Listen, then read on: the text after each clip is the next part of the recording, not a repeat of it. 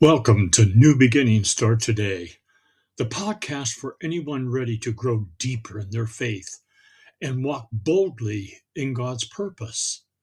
I'm your host, Dr. Douglas Keffer, a minister, licensed clinical pastoral counselor based in Roanoke, Virginia, and I am passionate about helping people live out what they believe.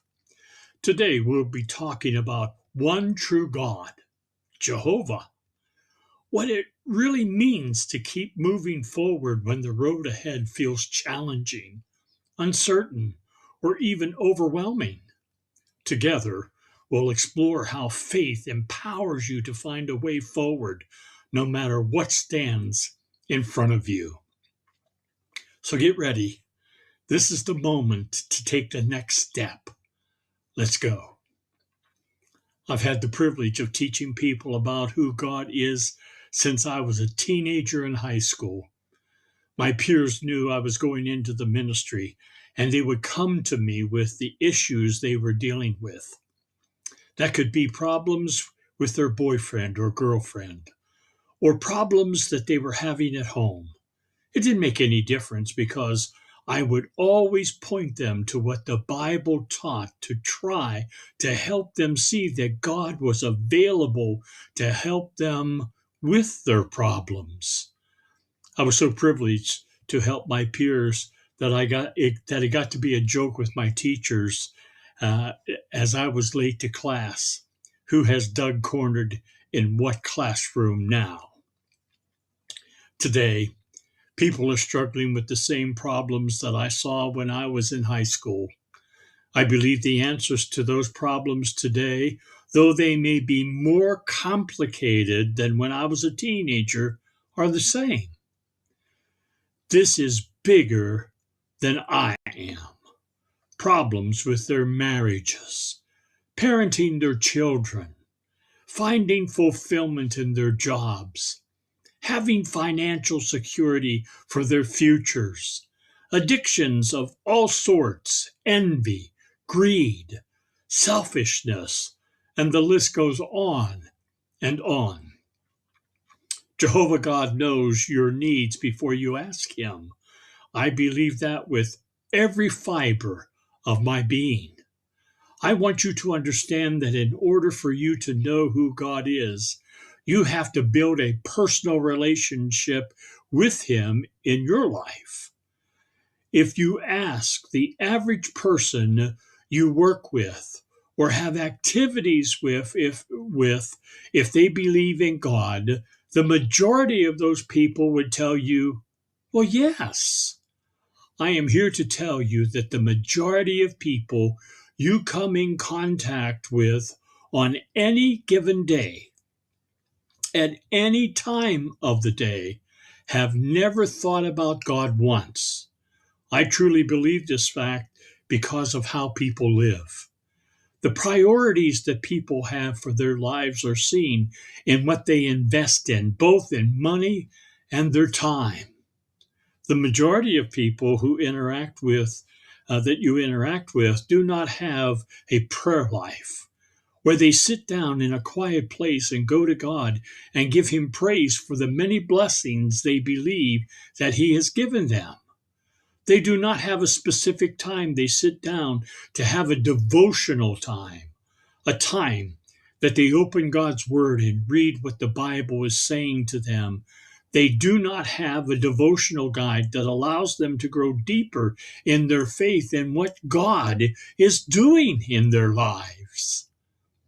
If you are not doing these basic practices, I can assure you that you're going to have a very hard time believing that there is one God, let alone that God exists to begin with beyond, yes, I believe in God, just as something that you say with no real meaning for your life.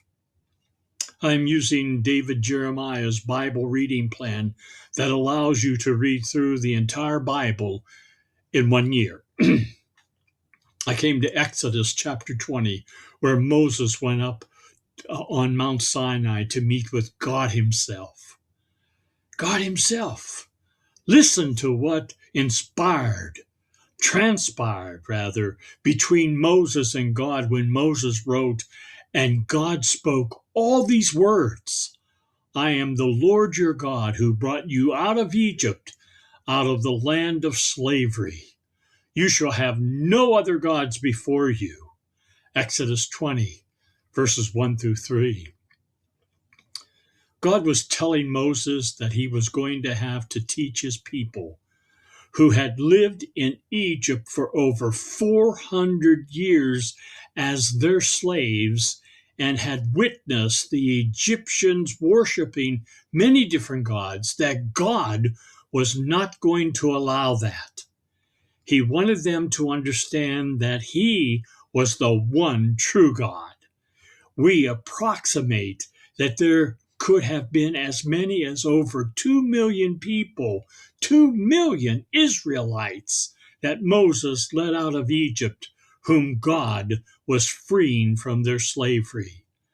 Knowing that God's people had been enslaved in Egypt for over 400 years, with no or very little connection to God, were being challenged to believe that Moses was telling them with what they were going to have to do to follow the one true God. I have sat with many people who have had no or very little connection to God growing up. It wasn't until one of their friends invited them to go to church with them, or the man or woman they fell in love with introduced them to Jesus, to God, to the importance of being in church on a regular basis, that they had any reference to this one true God. I counseled a woman who has a friend to invite her to go to church with her. This woman, as a child, got up on Sunday morning, fixed herself breakfast, put on the nicest clothes she had, and walked several blocks to her friend's church, to Sunday school and worship. This invitation from her friend changed her life because she fell in love with God and his son Jesus. She would return home and talk about the exciting things that she was learning at this church. To her dismay, it fell on deaf ears. Her mother and siblings did not want to have anything to do with this religious stuff. I am glad to say that she continued to grow in her faith and is today a strong Christian woman. This happens in so many families, where one family member finds that they want to know more about the living God, but no one else in the family is interested. This can go on from one generation to another. God addressed this issue with Moses, as Moses wrote, "You shall make for yourself an image. You shall not, make for yourself an image in the form of anything in heaven above, or on the earth beneath, or in the waters below. You shall not bow down to them or worship them, for I, the Lord your God, am a jealous God, punishing the children for the sin of the parents to the third and fourth generation of those who hate me, but showing love to 1,000 generations of those who love me and keep my commandments." Exodus 20, verses 4 through 6. God knew that there was going to be a generation of families that would follow their own beliefs and did not have time for this, again, religious stuff. The warning is simple. "For I, the Lord your God, am a jealous God, punishing the children for the sin of the parents to the third and fourth generations of those who hate me." Rejection of God and its effect can be passed from one generation to another. This leads to a life of emptiness and heartache. There is another side to this realization about human nature. God gave Moses this promise, "But showing love to 1,000 generations of those who love me and keep my commandments. Exodus 20 and verse 6. I was raised in a Christian home, and the promise God gave to Moses about blessing the generations that love him and keep his commandments is very true. My great-grandfather, Samuel Keffer, was an itinerant preacher in southwest Pennsylvania who had a circuit of churches he preached at in West Virginia and then on to southeast Ohio and then back into southwest Pennsylvania. I have his picture and his wife Maggie's picture. That commitment was passed on to my grandfather's generation and then on to mine.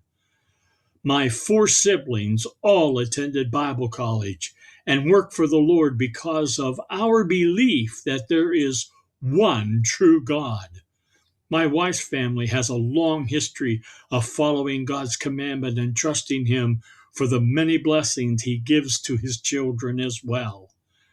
I met my wife at Bible college, which we were attending, and have built our marriage on the belief that our blessings in life have been given to us by God Himself. We have passed this truth down to our sons, the next generation. This is 4 generations and beyond. God went on to explain to Moses that He was going to have His people call Him by name. Moses wrote, God also said to Moses, say to the Israelites, the Lord, the God of your fathers, the God of Abraham, the God of Isaac, the God of Jacob, has sent me to you.